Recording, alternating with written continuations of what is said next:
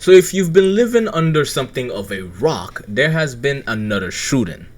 At this point, I feel like other countries just have a bingo card every month saying, will there be a shooting happening within the United States? And, well, I guess unfortunately they won this time. There was a shooting, and this was done at the Minneapolis Catholic school. Now, off the top of your head, the second you hear Catholic school shooting, you're thinking, well, this is probably some guy who is atheistic, right? Or some guy who is agnostic, or a lot of people were probably hoping he better be Muslim or something, right? Because if he is Islam, then you can at least start pointing fingers. Because during depressive times like this, during unfortunate moments like this, people are often not looking for the most logical conclusion, but rather the loudest voices. And the loud voice is going to say, who can we hate next? But you don't need to worry, we actually get a reveal on who exactly this person is. So meet this person right here, okay? The Minnesota Catholic school shooter has been revealed as Robin Westman.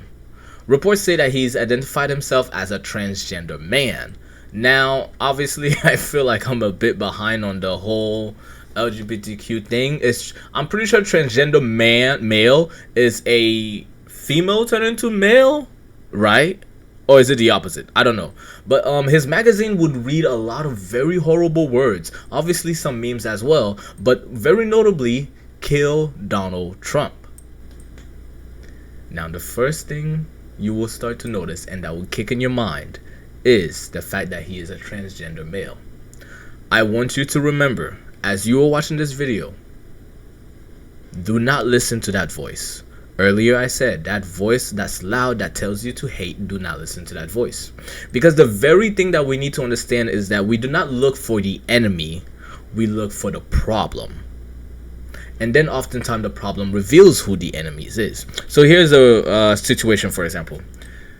I don't think transgender people, LGBTQ people are the problem. Keyword, I don't think the people are the problem. I think the ideology, the idea is the problem. Because the idea is based off of my identity matters more than what reality states. When you start off like that, you start off with a lie. And when you start off with a lie, the road gets murky. And when the road gets murky, your morals shift wherever they want to shift. Because they get to decide what rules apply to them and what don't apply to them. Because they get to decide what identity applies to them and what doesn't apply to them.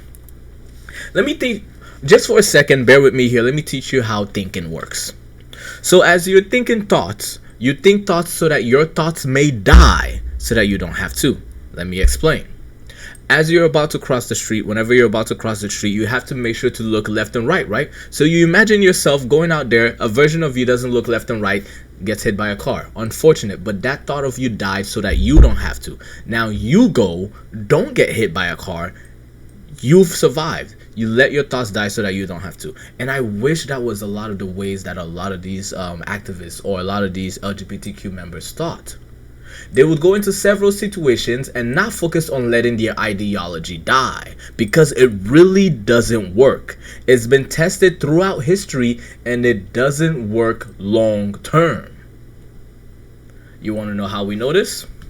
Because if you scroll down slowly, you notice this very post right here. Face is blocking a little bit of it. But yes, as you notice right here, there is quite a little bit of a pattern. A lot of the shooters tend to register themselves as part of the LGBTQ. Now, where there is smoke, there is fire. I'm not going to tell you to hate anybody. In fact, I'm telling you to not hate anybody. Hate the ideology. Teach these people to be better, to think smarter, and to actually rationalize. Let their ideas die so that they don't have to. So that we don't have to. Because dangerous people don't just hurt themselves. They do the worst thing. They hurt other people.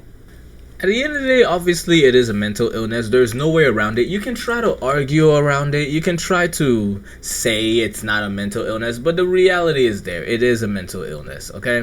And I, for one, am sick and tired of people with horrible ideologies trying to take the world over by violence. One thing I am worried about is just like how pendulum swings, things will go one way and then the other way very quickly, very fast, almost without you knowing.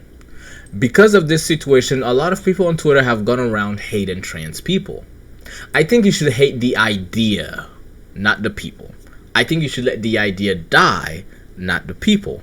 And very quickly, people will not be able to differentiate between the idea and the people, because people like to latch on to the ideas. Like I said earlier, let your ideas die so that you don't have to. When people hold on to your thought processes so much so that they don't let the ideas die, unfortunately, we have situations like this. We have bad actors. Now, perhaps you could also say that these guys are not acting and they generally have this mental illness. That is also a case too. That being said, my prayers go out to the families of those people at the Catholic school. I hope even in this tough time that they choose to focus on the light of the world and choose to focus on the positive things.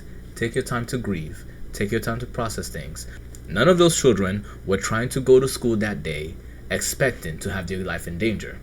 Especially not by somebody who is supposed to represent a group of people as idealists, as people who believe in freedom and love is love.